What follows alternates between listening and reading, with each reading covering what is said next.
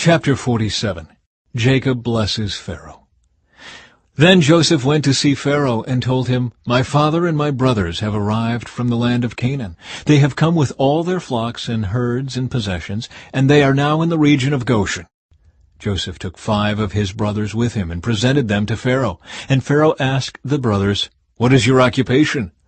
They replied, "We, your servants, are shepherds, just like our ancestors. We have come to live here in Egypt for a while, for there is no pasture for our flocks in Canaan. The famine is very severe there, so please, we request permission to live in the region of Goshen." Then Pharaoh said to Joseph, "Now that your father and brothers have joined you here, choose any place in the entire land of Egypt for them to live.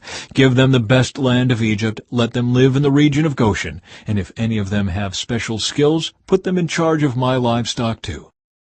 Then Joseph brought in his father Jacob, and presented him to Pharaoh, and Jacob blessed Pharaoh. "How old are you?" Pharaoh asked him. Jacob replied, "I have traveled this earth for 130 hard years, but my life has been short compared to the lives of my ancestors." Then Jacob blessed Pharaoh again before leaving his court. So Joseph assigned the best land of Egypt, the region of Ramesses, to his father and his brothers, and he settled them there just as Pharaoh had commanded. And Joseph provided food for his father and his brothers in amounts appropriate to the number of their dependents, including the smallest children. Joseph's leadership in the famine. Meanwhile, the famine became so severe that all the food was used up, and people were starving throughout the lands of Egypt and Canaan. By selling grain to the people, Joseph eventually collected all the money in Egypt and Canaan, and he put the money in Pharaoh's treasury. When the people of Egypt and Canaan ran out of money, all the Egyptians came to Joseph. "Our money is gone," they cried, "but please give us food, or we will die before your very eyes." Joseph replied, "Since your money is gone, bring me your livestock. I will give you food in exchange for your livestock." So they brought their livestock to Joseph in exchange for food. In exchange for their horses, flocks of sheep and goats, herds of cattle and donkeys, Joseph provided them with food for another year. But that year ended, and the next year they came again, and said, "We cannot hide the truth from you, my lord. Our money is gone, and all our livestock and cattle are yours. We have nothing left to give but our bodies and our land. Why should we die before your very eyes? Buy us and our land in exchange for food. We offer our land and ourselves as slaves for Pharaoh. Just give us grain so we may live and not die, and so the land does not become empty and desolate." So Joseph bought all the land of Egypt for Pharaoh.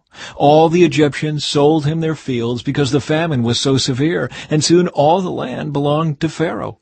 As for the people, he made them all slaves, from one end of Egypt to the other. The only land he did not buy was the land belonging to the priests. They received an allotment of food directly from Pharaoh, so they didn't need to sell their land. Then Joseph said to the people, "Look, today I have bought you and your land for Pharaoh. I will provide you with seed so you can plant the fields. Then, when you harvest it, 1/5 of your crop will belong to Pharaoh. You may keep the remaining 4/5 as seed for your fields and as food for you, your households, and your little ones." "You have saved our lives," they exclaimed. "May it please you, my lord, to let us be Pharaoh's servants."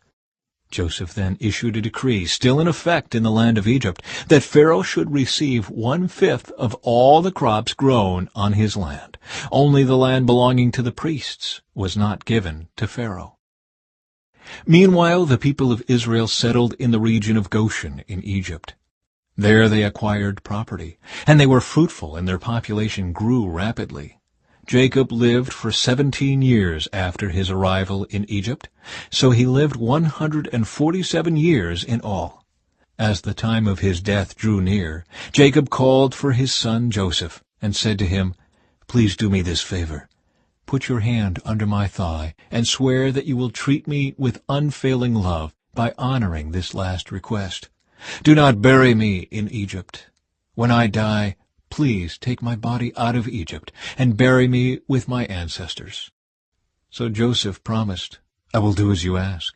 "Swear that you will do it," Jacob insisted. So Joseph gave his oath, and Jacob bowed humbly at the head of his bed.